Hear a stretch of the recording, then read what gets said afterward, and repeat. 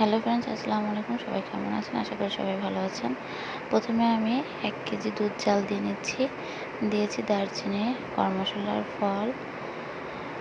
এই তো বনফুল, লাচ্ছা, সেমাই রান্না করে দেখাবো আপনাদের। এখন আমি কড়াইয়ের পর ঘি দিয়ে দিলাম 2 চা চামচ। ঘিটা এখন সুন্দর করে গলে যাচ্ছে আস্তে আস্তে। এরপর আমি দিয়ে দিচ্ছি বনফুল, লাচ্ছা, সেমাই। আর সেমাইটা খুবই সুন্দর, আমার কাছে খুব ভালো লাগে খেতে। আপনাদের কাছে কেমন লাগে তা অবশ্যই লাইক কমেন্ট করে জানাবেন। এবার আমি ঘি দিয়ে সুন্দর করে সেমাইটা ভেজে নিচ্ছি।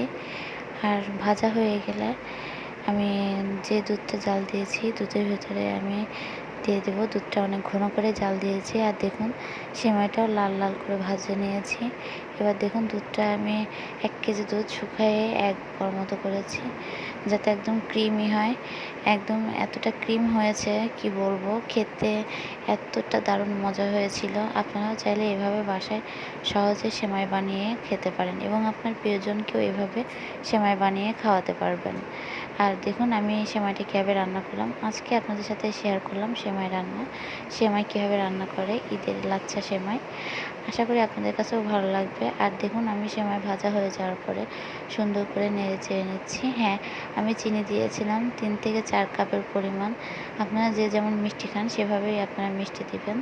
আমি যেহেতু মিষ্টি বেশি খাই তাই চিনির পরিমাণটা বাড়িয়ে দিয়েছিলাম। আর এই তো চারপাশে সুন্দর করে নেড়ে চেড়ে নিচ্ছি। এবার ঢেকে দেবো, আধা ঘন্টা পর পরিবেশন করব। আল্লাহ হাফেজ।